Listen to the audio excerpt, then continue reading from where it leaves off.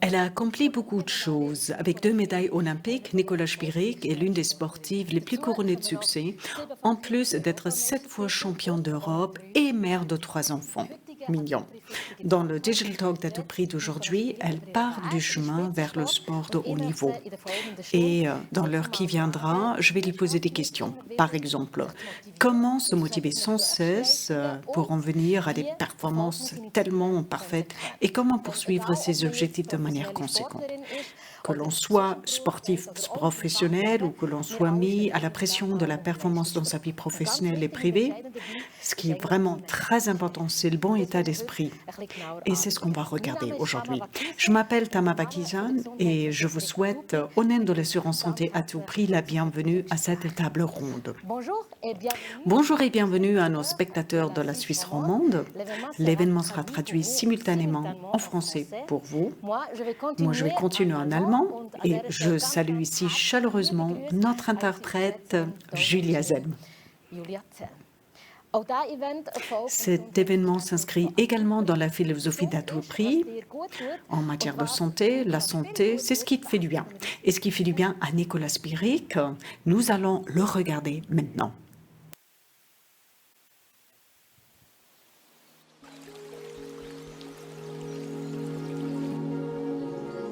Ich bin glücklich mit meinem Leben, aber es ist sicher so, dass es hektisch ist, dass man nie langweilig ist.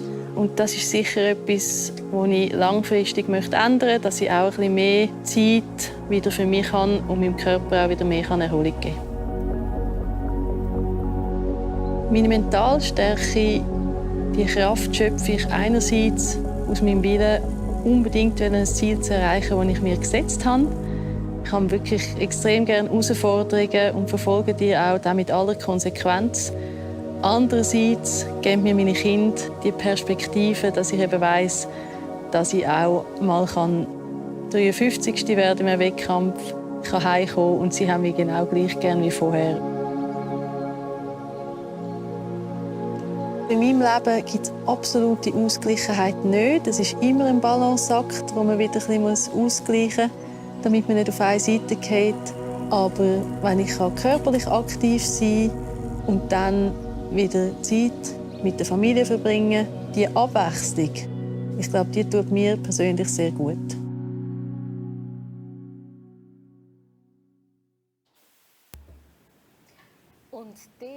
Et celles et ceux qui nous regardent, vous en saurez désormais plus sur Nicola Spirig grâce à un entretien direct. Si vous avez des questions pour Nicola Spirig, vous pouvez saisir vos questions. Nous allons les traiter dans le cadre de cet entretien, donc il ne faut pas attendre la fin, mais nous allons essayer de répondre tout de suite à vos questions. Et voilà, sans tarder, je vous souhaite la bienvenue. Nicola, bonjour, merci beaucoup d'être venu. Comment s'est passée ta journée d'aujourd'hui et d'où viens-tu? Moi, je viens de la maison. J'ai nagé le matin, alors que j'ai emmené les enfants à l'école. J'ai nagé avec une amie. Ensuite, je suis rentrée à la maison. Et ensuite, j'étais sur le vélo pendant 4h30 minutes. C'était une belle journée, pas mal de vent. Et maintenant, je suis chez vous. Tu as déjà fait plein de choses. Et c'est ce qu'on sait de toi et ce qu'on lit dans tous les articles. Tu es quelqu'un de très actif.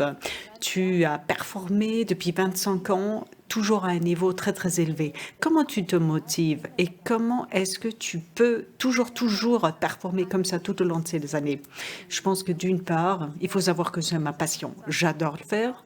Et c'est pourquoi j'ai pu le faire depuis 25 déjà. J'ai le grand privilège que j'ai pu transformer mon hobby en profession et de pouvoir vivre ma passion du jour au lendemain, du matin au soir et toujours. En même temps, j'avais toujours des objectifs qui m'ont motivé, des challenges qui m'ont montré mes limites personnelles et ça me fascine.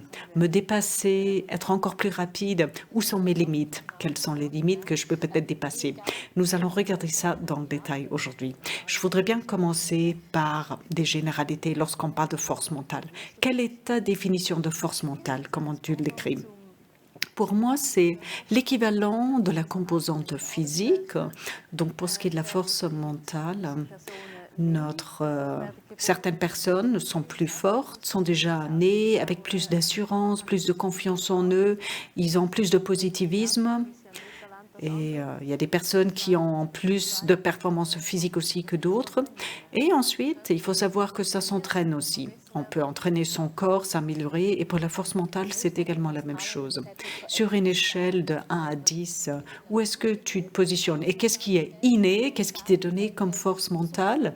10, ça serait je suis plein d'assurance, je suis toujours prête. Et 1, c'est j'ai du mal à sortir du lit. Où est-ce que tu te situes sur cette échelle de 1 à 10? Qu'est-ce que tu penses?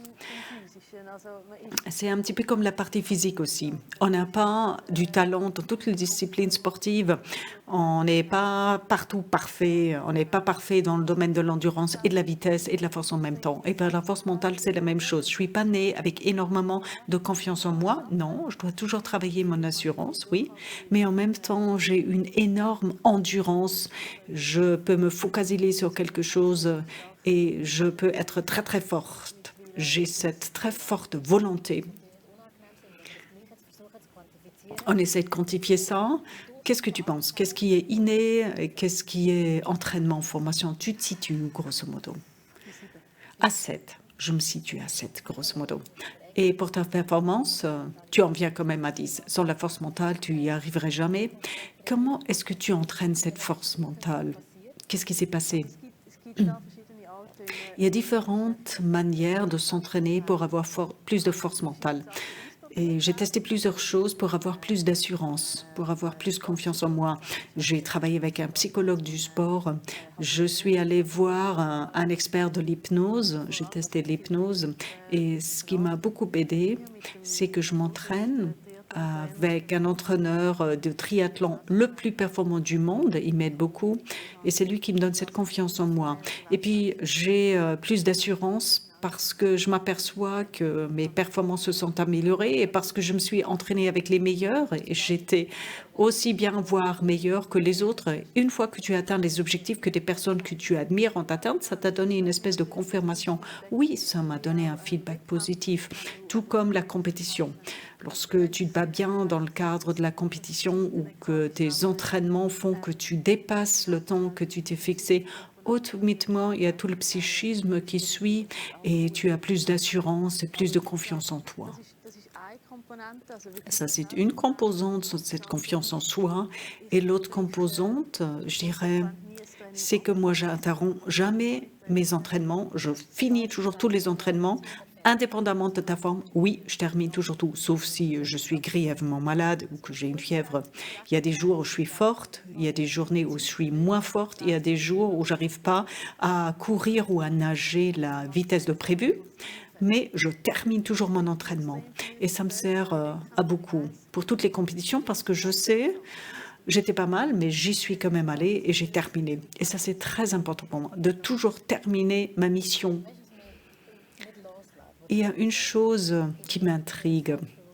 Tu as dit, je ne suis pas née avec beaucoup de confiance en moi. J'ai du mal à me l'imaginer alors que j'ai affaire à une dame qui a remporté tant de médailles olympiques. Comment se peut-il qu'on y arrive? Je te dis, Tama, ça s'entraîne. Moi, j'étais quelqu'un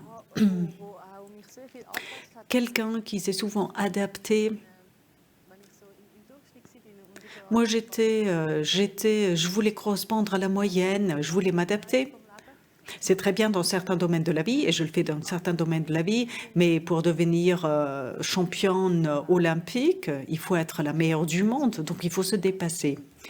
Et le fait de se fixer l'objectif que l'on veut remporter la médaille d'or à l'occasion des Jeux olympiques, j'ai mis beaucoup de temps, peut-être on a presque honte. Oui, en effet, c'est pas suisse. C'est pas suisse d'être aussi ambitieuse. Et moi, je suis une vraie Suissesse. Et pour y arriver, j'ai dû me dire, bon, je dois changer de mentalité et dans ce domaine, je ne dois pas être une Suissesse, mais je dois ce qu'on appelle dream big. Je dois rêver avec toutes mes ambitions. Et qui cela a appris? Ton entraîneur? Oui.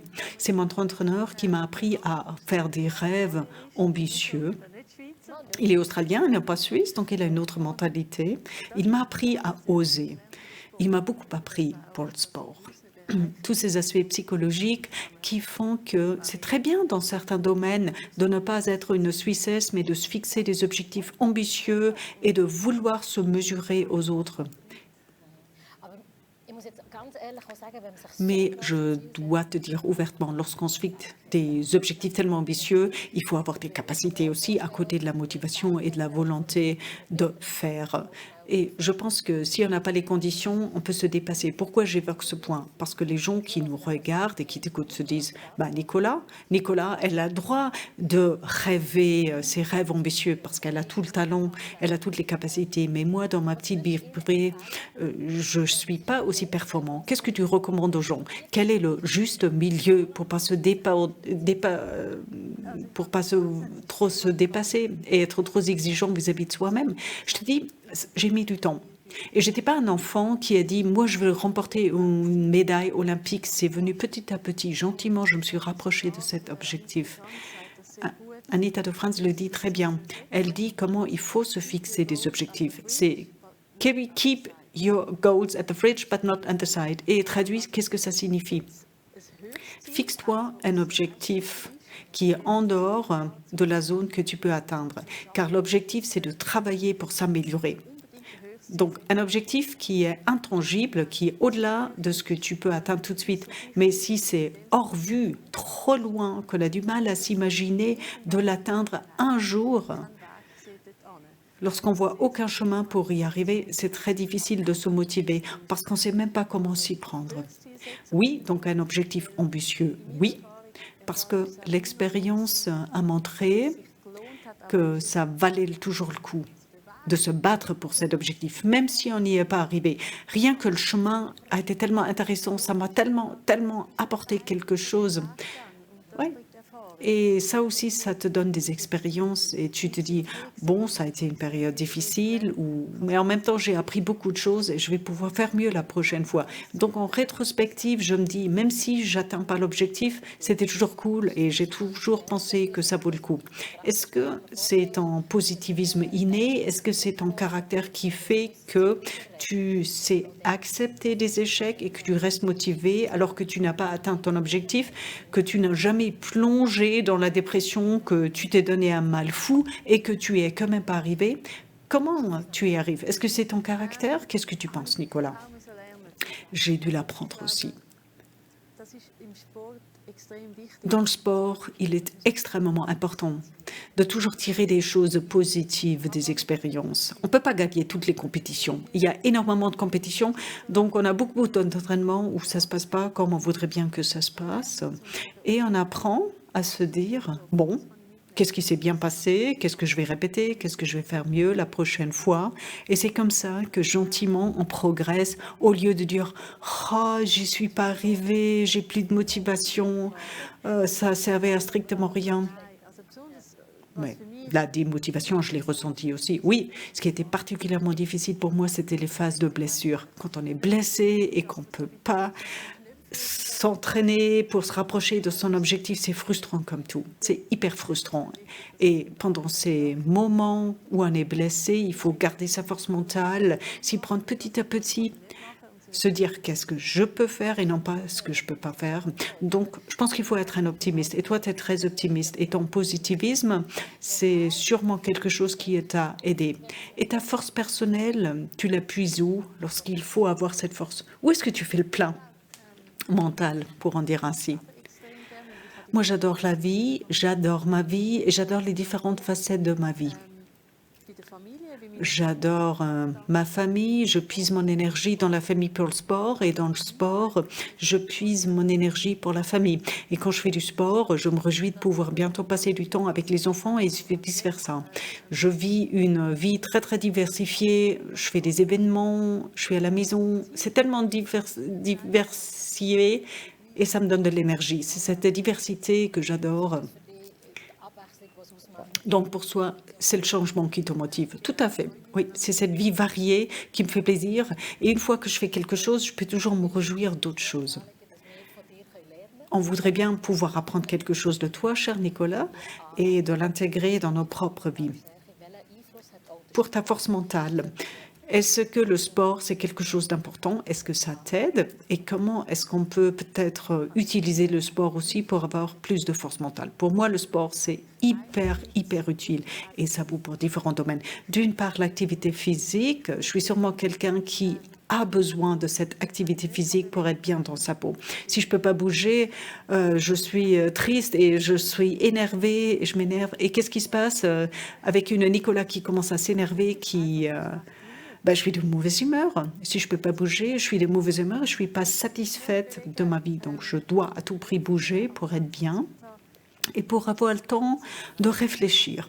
Quand je bouge, quand je m'entraîne, j'arrive à bien penser, je réfléchis à plein de choses, j'ai tout d'un coup de nouvelles idées et je peux vraiment digérer des choses qui me travaillent. Intéressant.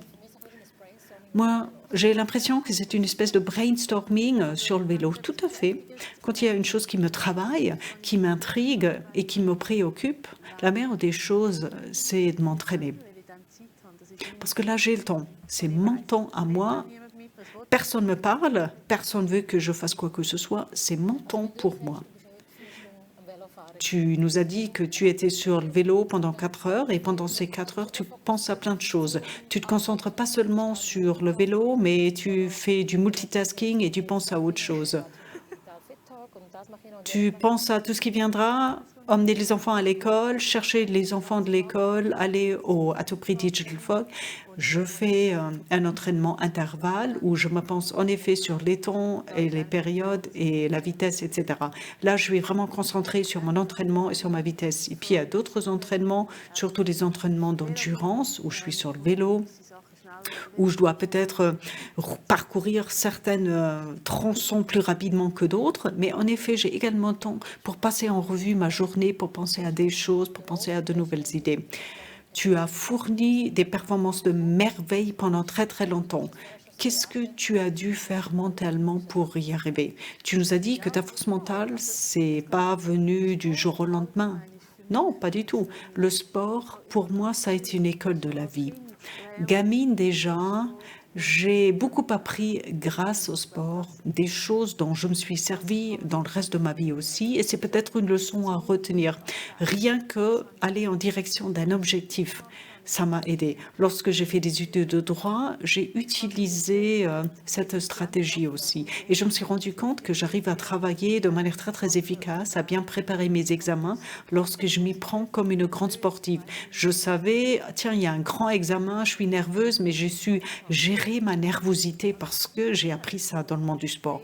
Donc pour moi, le sport, franchement, ça a été hyper utile. Ça m'a appris plein de choses, y compris dans le domaine de mental. Comment gérer la pression, comment gérer les attentes, comment rester présente, comment jamais baisser les bras, comment jamais abandonner, mais comment se comporter lorsqu'on est blessé, lorsque les choses tournent mal, de manière ludique. Je l'ai appris gamine déjà. Et j'ai appris cette conséquence. Et je me suis rendu compte que si jamais on échoue, c'est pas grave, la vie continue. Et c'est ainsi que j'ai commencé à accepter les revers, les échecs, les difficultés, les problèmes. Et ça a été un processus long pour moi. J'ai sans cesse appris de nouvelles choses. J'ai fait un travail sur moi-même et tout ce que j'ai appris dans le monde du sport, je m'en sers dans le reste de ma vie aussi. Et ce qui est très important pour la vie de sportive et pour la vie d'une femme en dehors du monde du sport, c'est de savoir qu'est-ce que je peux influencer, quel est mon cercle d'influence et travailler dans ce domaine et être plus forte dans ce domaine et quelles sont les choses que je ne peux pas influencer. Et je vais investir très peu d'énergie dans ce domaine, ou aucune énergie. Parce que je me dis, de toute manière, je ne peux pas influencer cette chose, ce sont des consignes cadres, je laisse tomber et je me concentre sur les choses que je peux influencer. Et c'est là que j'investis toute mon énergie. Je focalise mon énergie sur ce point. Tu sonnes comme une maîtresse de zen, comme une... Non, mais prenons un exemple. Au mois de février, j'ai chuté. Je me suis cassé des côtes et la clavicule. Donc, j'étais vraiment mal. J'avais plusieurs os de cassés. Et au lieu de me dire, mince, j'ai chuté, je me suis fait mal, catastrophe, j'ai tout de suite essayé de trouver le deuxième médecin. J'ai demandé une deuxième opinion pour être parfaitement bien soigné, traité, suivi. J'ai demandé à ces médecins qu'est-ce que je peux faire. Et puis, je me disais, bon, peut-être pendant 6 semaine, je ne vais pas pouvoir nager parce que je me suis cassé la clavicule, mais en fait, je peux peut-être nager avec le bras de gauche parce que je me suis cassé la clavicule de l'autre côté, à droite. Alors, qu'est-ce que je peux faire? Qu'est-ce que je peux influencer? Et puis gentiment, je me disais, voilà, ça je peux le faire, ça je peux le faire, ça je peux le faire, je vais me concentrer sur ce que je fais, je vais m'améliorer dans ces domaines-là. Et pour le reste, je me dis, ben tant pis, la clavicule est cassée, je peux rien faire, je peux pas utiliser ce bras. Et c'est comme ça que tu es arrivé. Moi, un accident, ça serait le prétexte parfait pour dire, voilà, les 6 semaines à venir, je peux rien faire, sauf ouvrir le frigo. Même ouvrir le frigo, c'est crevant. Bah, au moins, tu vas beaucoup bouquiner, beaucoup lire. Ça, c'est déjà quelque chose. Oui, mais je pense que lorsqu'on a des objectifs très, très ambitieux, on y arrive aussi. Sans objectif, j'aurais traîné aussi parce qu'à ce moment-là, j'aurais plus eu de raison pour m'entraîner ou pour poursuivre l'entraînement. Lorsqu'on a un objectif ambitieux, on fait tout pour se rapprocher de cet objectif, voire pour l'atteindre. C'est tellement fascinant que tu aies pu y arriver pendant de si longues années. Chapeau, Nicolas. Mais en même temps, tu as une fondation, tu as fait des études de droit, tu as 3 enfants et tu es une athlète de pointe, ceci pendant si longtemps. Comment tu arrives à trouver un équilibre entre tous ces vies? Et c'est pas pour te flatter que je te dis, mais franchement, j'ai du mal à savoir comment tu le fais, comment tu arrives à harmoniser ces différentes vies. Bon, d'une part, j'ai besoin de beaucoup de soutien et d'aide. J'ai besoin d'un réseau qui me soutient, d'une équipe qui me soutient, rien qu'avec les enfants. Lorsque je dois m'entraîner 3 fois par jour, il me faut quelqu'un qui s'occupe de mes enfants. Chez nous, en règle générale, c'est mon mari.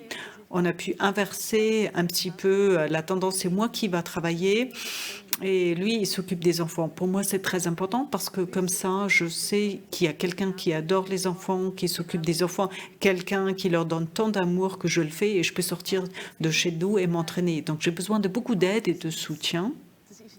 Et d'autre part,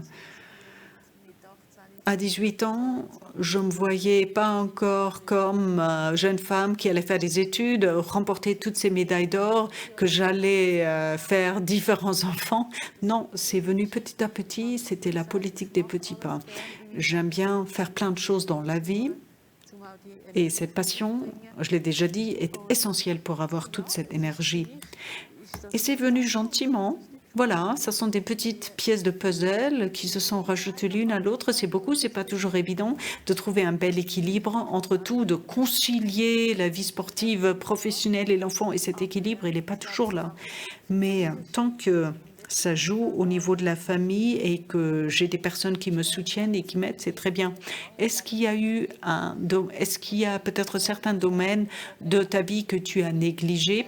Avant cet entretien, on t'a demandé ce que tu voudrais bien faire et tu nous as dit que tu voudrais bien avoir 3 Nicolas, une sportive, une maman qui s'occupe de ses enfants et une 3e personne qui vit un petit peu la relaxation et qui est en train de se relaxer un peu, de se décontracter. Quand je compare ma vie et que je la vois uniquement comme athlète de pointe, c'était possible sans famille et si je compare ça à ma vie actuelle, je vois qu'en effet à l'époque, j'ai pu récupérer beaucoup plus longtemps qu'avec les enfants. À l'époque, quand j'avais pas encore les enfants, j'ai toujours pu faire une petite sieste après le sport. J'ai pris un message, j'ai pris un bain chaud et tout ça, je peux plus le faire aujourd'hui alors que j'ai les enfants. Je peux plus aller chez le masseur, je peux plus aller au sauna, mais je dois m'occuper des enfants. Donc ça a changé, mais en même temps, les enfants, ça m'apporte tellement et ça me donne quelque chose.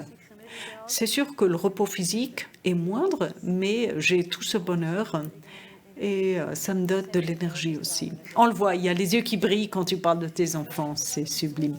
Pour vous qui nous regardez, vous avez toujours la possibilité de poser des questions ou bien directement à Nicolas, ici, via chat.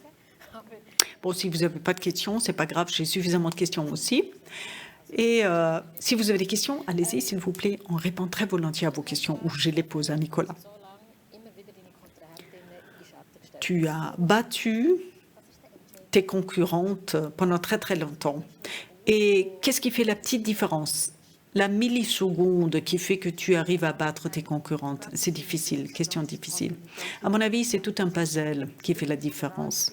Pour rester à la pointe, au sommet, pour rester parmi les meilleurs et remporter des Jeux olympiques, il y a plein de choses qui doivent être données. D'une part, c'est l'entraînement physique qui doit être parfait. Il faut être très cohérent, très conséquent, et ceci sur différentes années. J'ai eu un groupe d'entraînement international et donc je me suis entraînée avec ces athlètes internationaux qui sont aussi focalisés sur l'entraînement que je l'étais et qui ont un niveau qui fait qu'on peut se challenger mutuellement. Ensuite, il faut un super entraîneur, il faut une équipe qui vous entoure et qui vous aide. Et puis, il y a toute cette force mentale qui s'ajoute à cela. Prenez les Jeux olympiques. Jeux olympiques où tout athlète est préparé à 100%, concentré et tout. Souvent, il y a 3 ou 4 athlètes qui ont la même force physique. Et laquelle ces athlètes gagnent, celle qui a la force mentale la plus grande. C'est décisif. Oui, il faut beaucoup d'entraînement physique pour y aller, pour satisfaire aux conditions cadres, car sans forme physique, de toute manière, ça ne marche pas. Mais une fois que la forme y est, et une fois qu'on est parmi les athlètes les plus performantes, c'est toute la composante mentale qui est hyper importante. Je voudrais bien en venir justement à ce que tu as vécu en Angleterre. En Angleterre, une fois, tu as remporté la médaille à quelques millisecondes près. Est-ce que tu te rappelles encore? Est-ce que tu sais ce qui s'est passé au niveau de ta tête à cette époque? Oui. C'était vraiment hyper juste. On avait le dernier sprint juste devant la dernière ligne droite et il y a la Suédoise qui s'est rapprochée de moi et il y a eu cet immense écran pour les invités VIP à la tribune et je l'ai vu sur cet écran en direct. J'ai vu comme on a couru, elle et moi. Et j'ai vu qu'en effet, Lisa s'est rapprochée de moi et j'étais très consciente du fait que c'était archi juste. Et qu'est-ce qui m'est passé par la tête? J'ai pensé à mes entraînements et à tout le temps que j'ai investi et toute cette énergie que j'ai investie. Et ce sprint, on l'a entraîné des centièmes de fois pendant cet entraînement. Et je me dis, c'est à moi de franchir cette ligne d'arrivée première. Il faut absolument que j'arrive première. C'est ma chance. Et c'est tous les 4 ans seulement qu'il y a ces Jeux olympiques. Donc, je dois à tout prix être la première. On n'a pas une deuxième chance. Et voilà ce qui m'est passé par la tête. Et à la fin, je pense que j'ai couru surtout avec ma tête et non plus avec les jambes. Est-ce que tu avais toujours une espèce de mantra dans ta tête ou est-ce que c'était plutôt le souvenir de l'entraînement qui a fait que tu avais ce push, cette force? Ça m'a beaucoup aidé, en effet.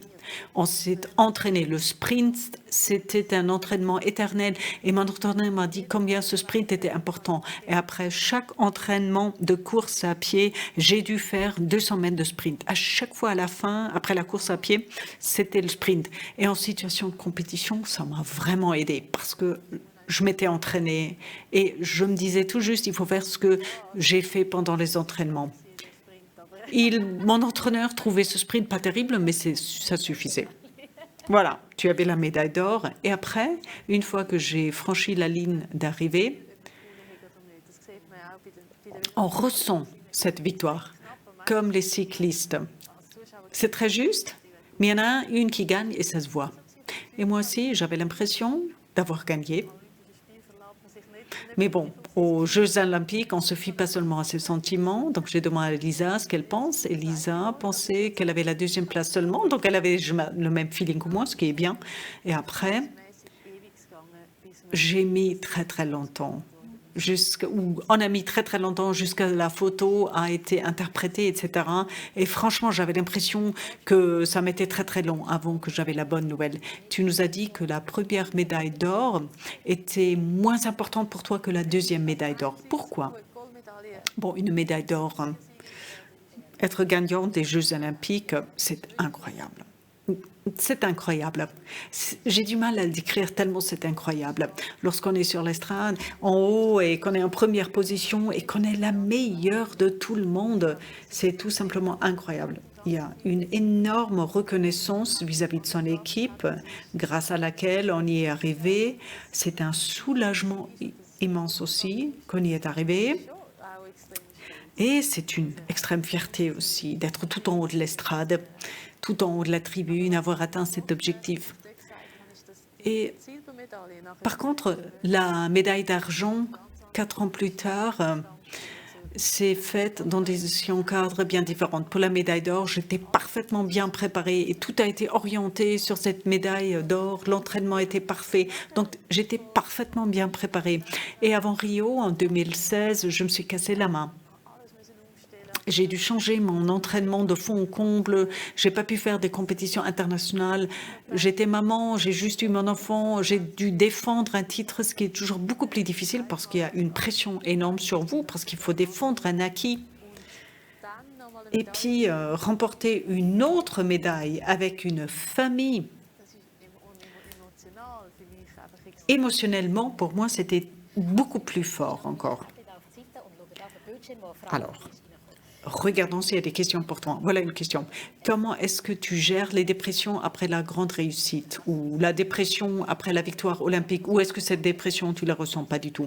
On pense aux superstars qui montent sur scène, qui vivent le point culminant et qui plongent après dans une dépression profonde. Est-ce que tu connais cette sensation? En effet, lorsqu'on se fixe un objectif tellement ambitieux et qu'on travaille des années pour atteindre cet objectif, et après c'est terminé.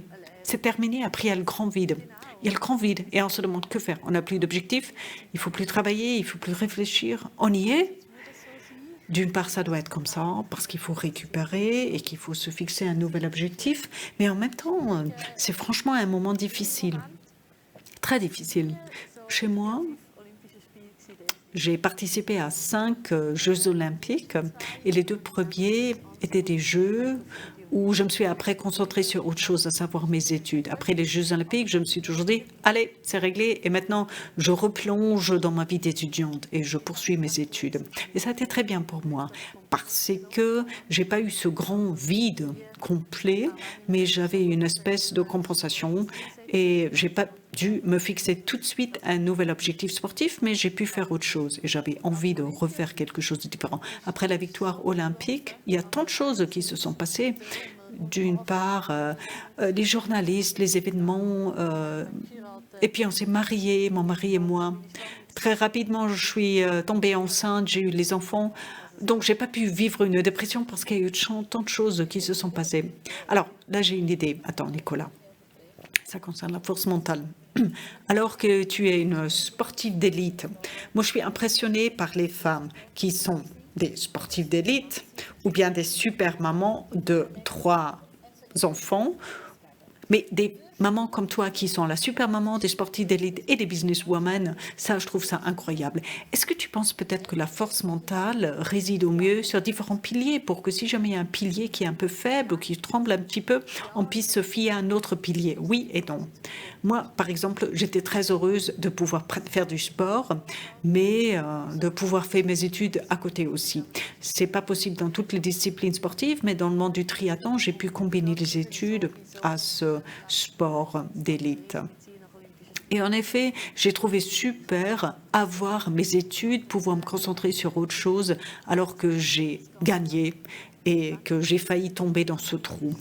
C'était très important pendant les blessures aussi, parce que lorsque j'étais blessée, j'avais au moins mon deuxième pilier, entre guillemets, qui était toujours correct, intact. Et moi, ça m'a beaucoup aidé d'avoir une vie qui repose sur différents piliers. Mais on va peut-être en parler plus tard.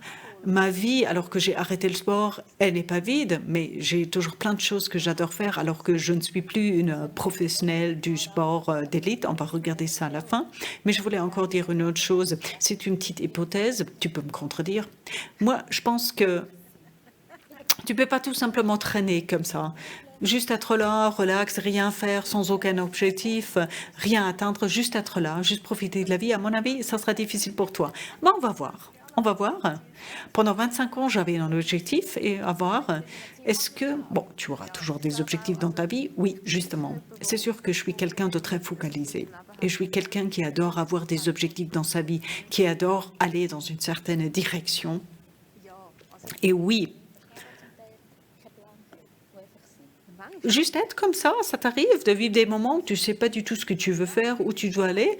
Oui, il y a en effet des journées où je voudrais bien juste être et j'espère que une fois que j'ai arrêté ma carrière de sportive d'élite, je vais pouvoir davantage profiter de la vie sans faire quoi que ce soit. Mais tu as raison. Je suis quand même quelqu'un de très focalisé, qui adore travailler avec des objectifs et qui adore poursuivre sa voie.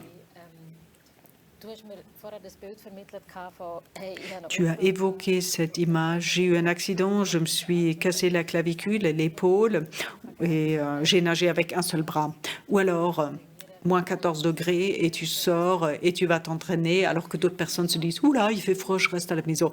Comment tu arrives à te dépasser et à t'entraîner sans cesse, même dans des conditions vraiment difficiles?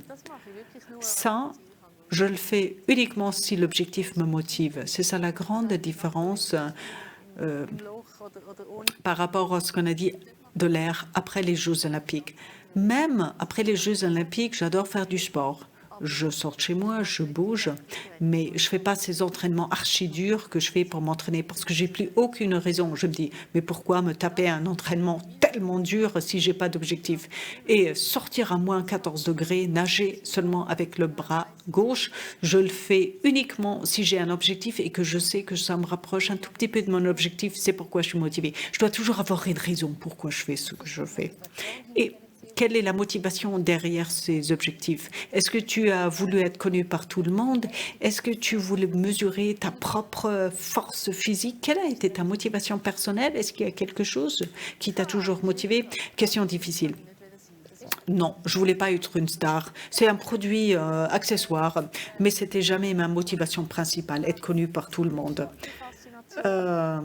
Mais c'est sûrement la fascination où sont mes limites.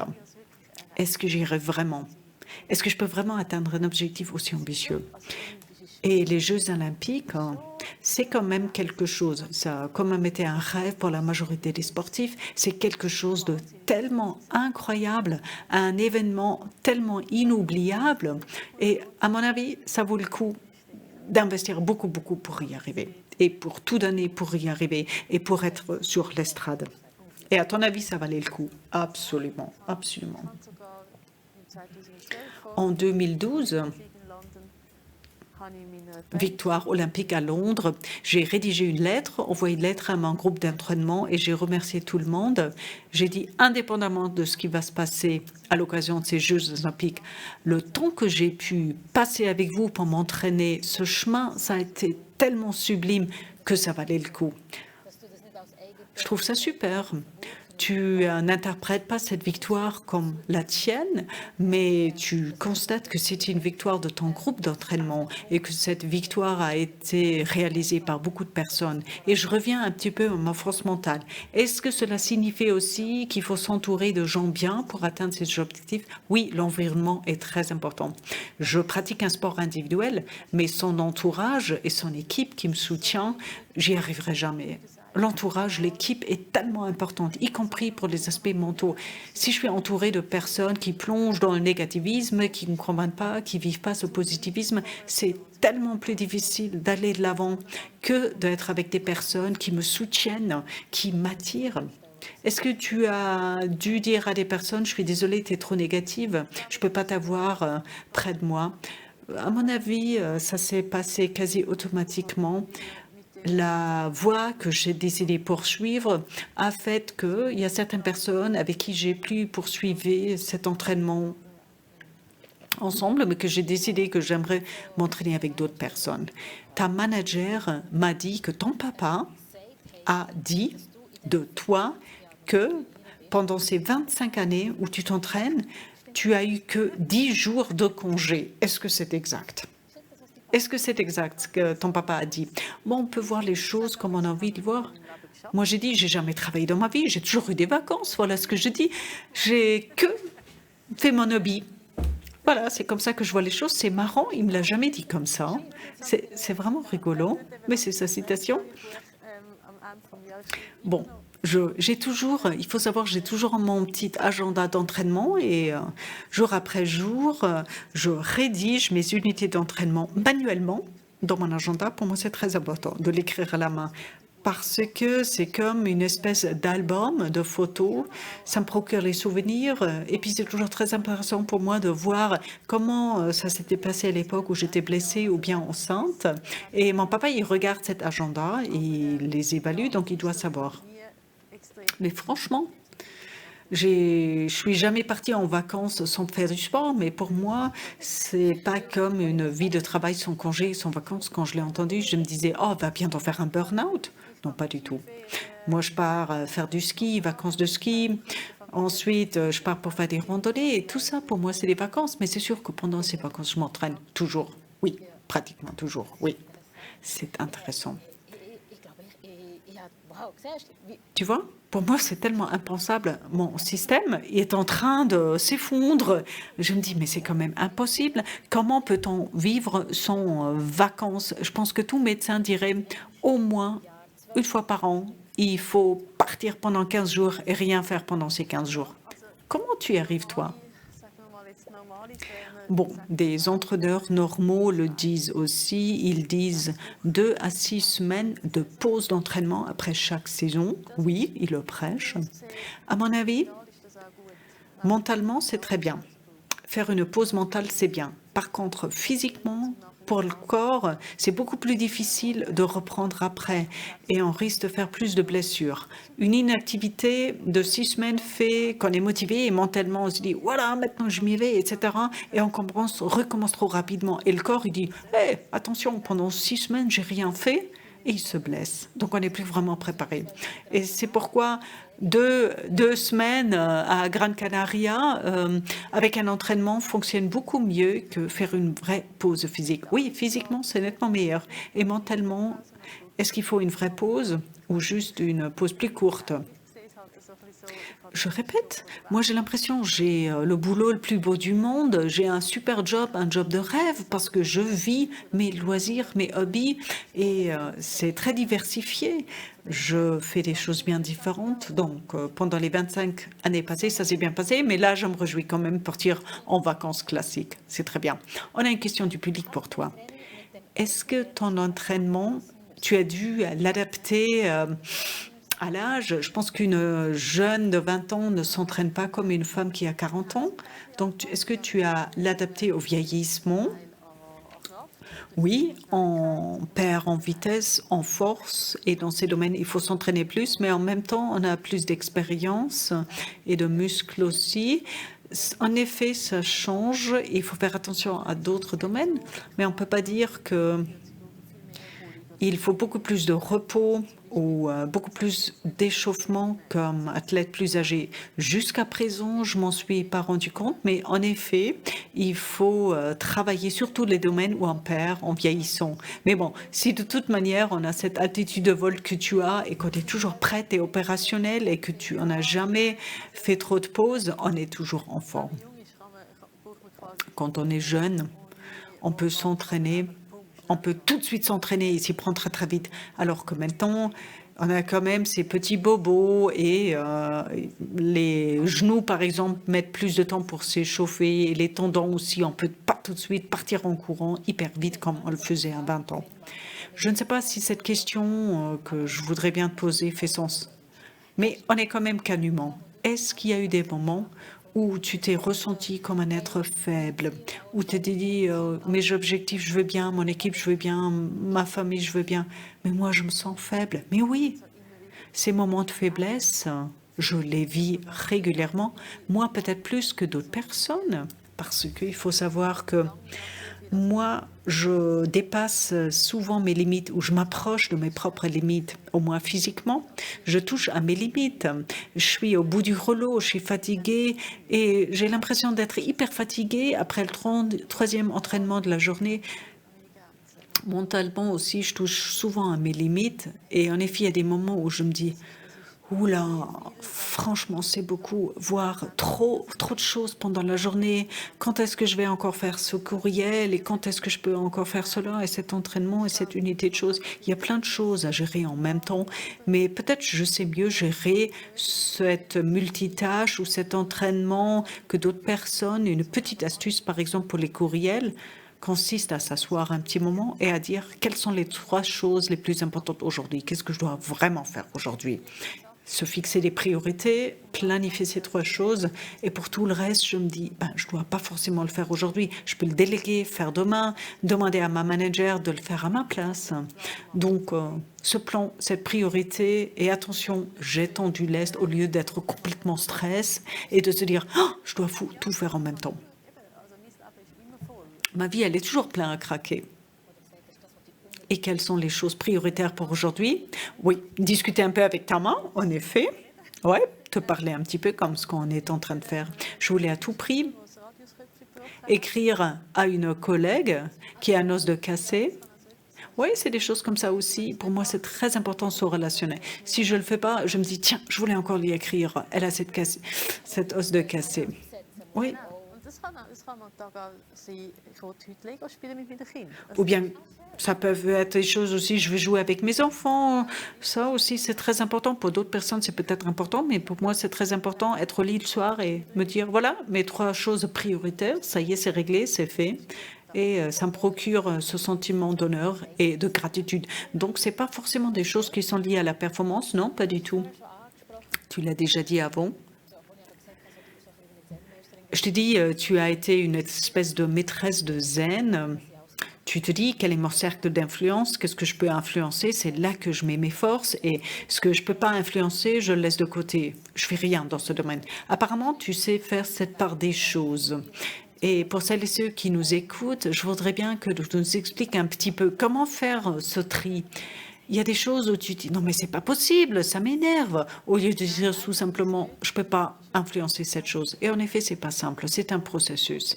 C'est un processus que l'on parcourt et qu'on apprend en tant que sportif. Parce qu'il y a certaines choses que tu ne peux pas influencer ou des choses que tu peux pas faire. Tu dois te dire, j'ai ni le temps ni l'énergie de me préoccuper de telle et telle chose, je dois me concentrer sur autre chose. Je m'en suis rendu compte pendant la pandémie aussi. Lorsque les Jeux olympiques ont été reportés. Oui, par exemple, la phase difficile pour moi était la phase où la décision n'a pas encore été prise, où on a dit très probablement ça sera reporté, mais qu'on ne savait pas encore à 100%. Et pendant cette période, j'ai dû m'entraîner à 100% parce que peut-être les Jeux allaient quand même se faire.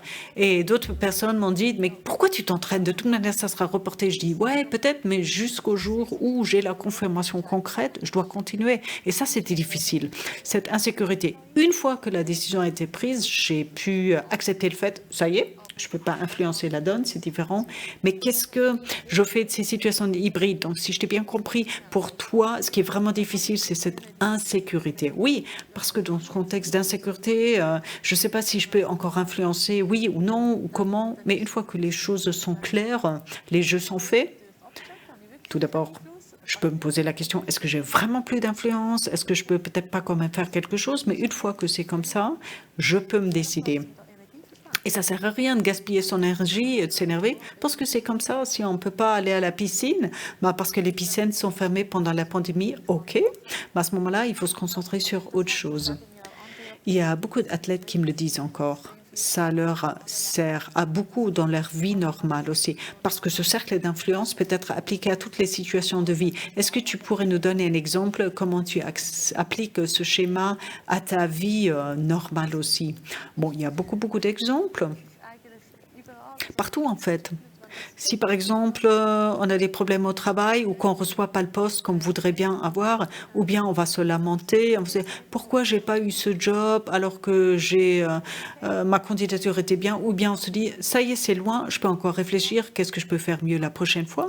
Mais ça y est, la décision a été prise, ça ne sert à plus rien de se lamenter, mais on continue. Quelles sont les alternatives que j'ai?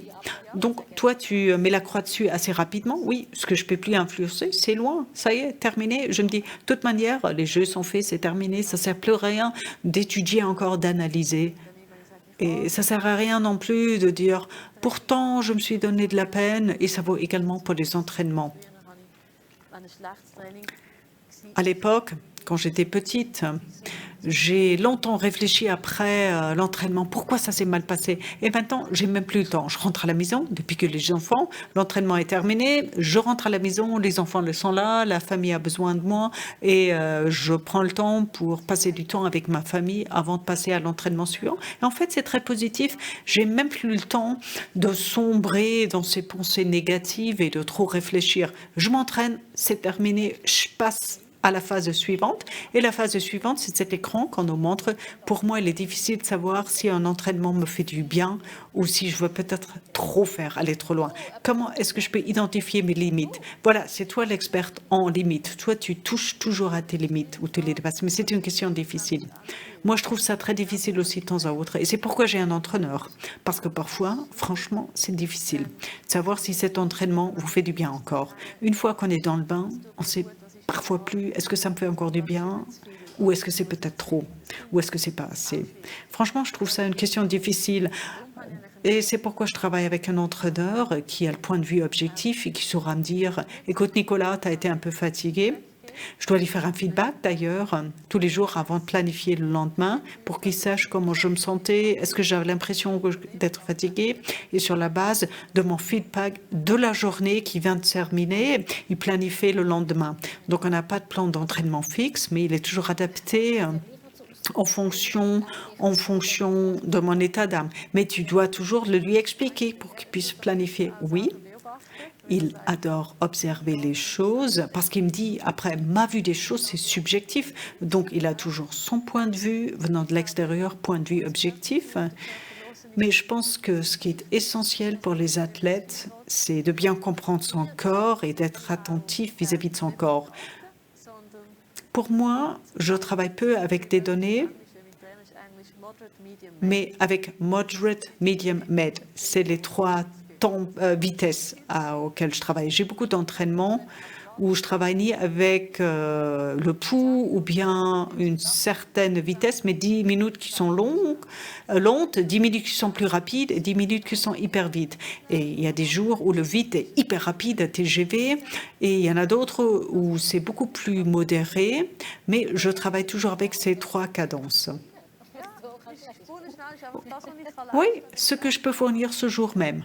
Je fais un entraînement très vite, mais ce n'est pas une vitesse donnée, que ce soit 10 km ou 17 ou 19 km par heure. Ce n'est pas important. Et c'est très bien parce que comme ça, on peut toujours travailler en fonction de ses forces le jour en question ou de son feeling. Au moins, je me dis, j'ai rempli mon plan d'entraînement, j'ai fait les trois vitesses, restons au défi et au revers. Quand tu as vécu quelque chose qui est un échec pendant ton entraînement, comment as-tu pu conserver cette force mentale alors que le corps n'était pas très fort ou que pour les raisons X et Y, tu n'étais pas fort? Comment tu as pu garder cette force mentale? C'est sûrement les phases difficiles.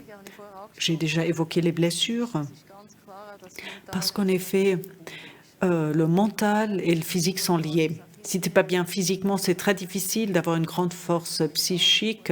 Et si tu n'es pas très forte, psychiquement, c'est difficile de fournir la performance physique. Le tout est lié. Et logiquement, quand on n'est pas bien dans son corps, quand on est malade, c'est très difficile de rester positif. Franchement, c'est très difficile. Oui, il ne faut même pas en discuter. Et qu'est-ce qu'on peut faire? Miser sur l'expérience, savoir que c'est justement pendant ces phases qu'il est particulièrement important de ne pas baisser les bras, mais de continuer et de se rapprocher de son objectif. Lorsqu'on a un objectif ambitieux, il y a toujours des hauts et des bas sur ce chemin en direction de cet objectif. C'est normal et ça fait partie de la nature des choses et c'est pourquoi il faut accepter ces montagnes russes et ces fluctuations, mais il faut toujours aller en direction de son objectif. Il faut pratiquer la politique des petits pas. Et si on peut se dire ensuite, OK, à ce moment-là, je vais me concentrer sur ce que je peux quand même faire pour me rapprocher de cet objectif et non pas sur la partie où je vais échouer. C'est beaucoup plus simple. C'est justement à nouveau cette histoire de cercle influence. Gentiment, on se rapproche de la fin de notre entretien. Donc, si vous avez des questions pour Nicolas, posez-la maintenant dans le chat pour qu'il puisse revenir sur vos questions. Nicolas, une dernière question concernant ces challenges et ces défis à relever. On entend souvent dire que c'est les revers qui nous apprennent le plus. Est-ce que tu penses que c'est les échecs qui nous apprennent surtout quelque chose ou est-ce que c'est autre chose? Non, à mon avis, c'est pas seulement les revers qui nous apprennent quelque chose et qui nous rendent plus forts, mais restons-en aux compétitions. Lorsque j'ai une bonne compétition et que je la gagne, d'une part, je gagne en assurance, d'autre part, c'est un sentiment hyper agréable de gagner. Et ça te donne également le feedback que ta stratégie était la bonne. Et c'est la motivation de continuer, donc c'est archi essentiel, hyper important. Et donc la victoire, ça nous apprend beaucoup aussi, mais ça ne me fait pas de feedback quant au domaine où je dois encore m'améliorer et faire plus. Et ce sont les revers qui me montrent surtout le potentiel et les domaines où je ne suis pas encore parfaite, où je dois à tout prix changer de stratégie, c'est clair. OK, après 25 ans, après 20 ans, tu vas te retirer du sport d'élite gentiment. Tu as tweeté que tu avais atteint tout ce dont tu rêvais sur le plan professionnel et privé. Et en même temps, tu m'as fait comprendre à plusieurs reprises que tu as besoin d'objectifs dans ta vie. Comment tu vas continuer maintenant? Eh bien, je vais terminer ma dernière saison. Je me réjouis parce que j'adore toujours pratiquer mon sport et j'adore toujours me fixer des objectifs. Ça n'a pas changé. Mais je me réjouis de la phase après aussi. Et il y a déjà plein de choses que j'ai dans le pipeline. Je te dis, je veux partir en vacances sans 50 kg de bagages sportifs et vélo. Je me réjouis de faire autre chose après, dans ma vie après. Ça sera sûrement pas simple de s'arrêter. Il y a sûrement des choses qui vont me manquer. Avoir cet objectif, se préparer à cette compétition, cette adrénaline, se rapprocher de ses limites, les dépasser. Mais il va y avoir d'autres choses et je suis sûre que je vais me fixer d'autres objectifs pour lesquels j'aurai un peu plus de temps. Je me dis, après avoir fait du sport d'élite pendant très très longtemps, une grande partie de ta personnalité, c'est ce sport d'élite et tu t'identifies à ce sport d'élite. Une fois que c'est loin, à mon avis, il faut beaucoup de force mentale pour vivre cette transformation. Oui, c'est justement à nouveau cette insécurité qui nous attend. Insécurité, comment ça continue? Mon mari et moi, on va faire le bilan. On va voir quelle sera la vie idéale pour nous, comme famille, pour lui, pour moi. Comment ça se présente? Parce que c'est pas évident. On ne peut pas forcément l'anticiper. On a toujours vécu comme ça. Et je pense que gentiment, il faudra voir qu'est-ce qui nous fait du bien dans cette nouvelle vie et comment ça fonctionne au mieux. Je pense qu'il est toujours très difficile pour une athlète ou un athlète de trouver le bon moment pour s'arrêter. Parce que c'est quelque chose qu'on fait avec toute sa passion et trouver quelque chose qui vous procure la même passion après, c'est très dur. Mais pour moi, ça joue et franchement, je suis sereine et je suis très heureuse de pouvoir décider moi-même quand j'arrête, que c'est pas une blessure qui m'arrête ou autre chose.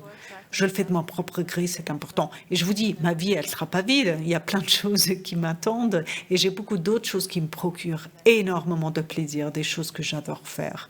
Donc, je suis optimiste que tout va bien se passer. Encore une dernière question du public. Qu'en est-il ou comment se fait-il que... Pardon, tu peux t'aider? Je comprends pas. Phoenix Abate, alors qu'il s'agit de toute la distance de Ironman, pardon. C'était avant que les Jeux olympiques ont été reportés. Tout d'abord, je me disais non, mais ça n'a pas ma distance normale. Je parcours des distances plus courtes. C'est pas mon truc, c'est trop long. Mais après, j'ai discuté avec les experts et on a parlé de Phoenix. Phoenix a également une fondation avec la même raison d'être de fondation que la mienne.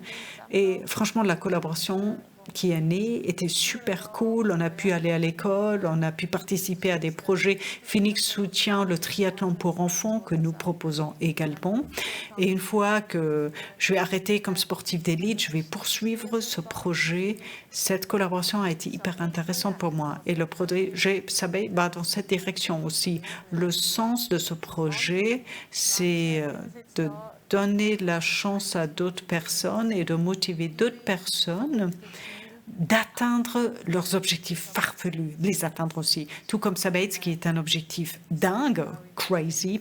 Dans le hashtag, on dit également « Define the impossible », essaye de définir l'impossible. Et pour motiver les gens, nous souhaitons motiver les gens de s'attaquer à ce qui est impossible pour motiver les futures générations à faire du sport, faire bouger les enfants. Et tout ça, j'ai trouvé ça hyper cool et je me disais « OK ». Je tente ma chance. Je sais que c'est un nouveau challenge. Pour moi, c'était un immense challenge, surtout avec la blessure que j'ai vécue, etc.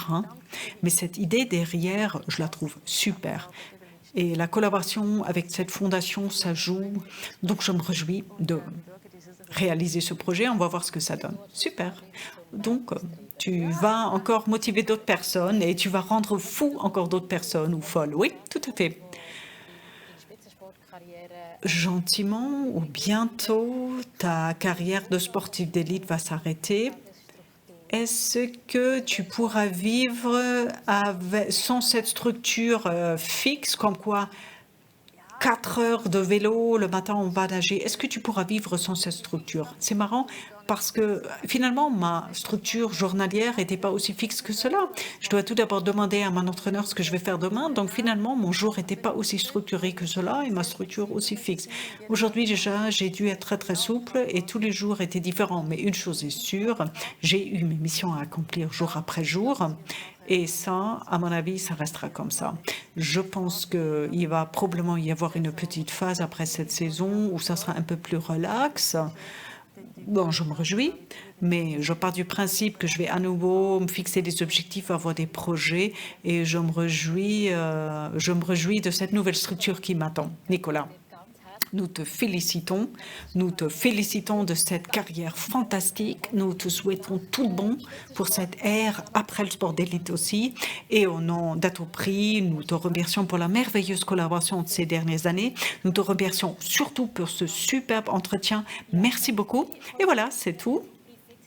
Notre Atoprix Fit Digital Talk pour le moment. Et c'est le dernier talk pour le moment.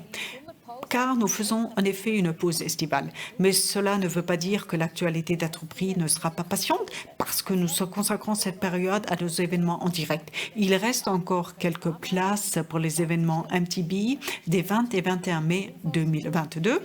Vous trouverez des informations plus amples sous atoprix.ch/atoprixfit. Je m'appelle Tamar Fagizen. Je vous remercie beaucoup des questions que vous avez posées dans le chat. Je vous remercie de votre attention et je vous souhaite une sublime soirée. Merci beaucoup.